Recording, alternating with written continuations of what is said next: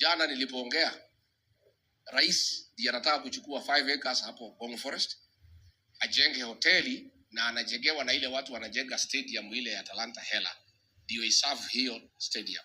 Saa ile niliongea, akapiga simu kwa watu ya KFS, akasimamisha kidogo.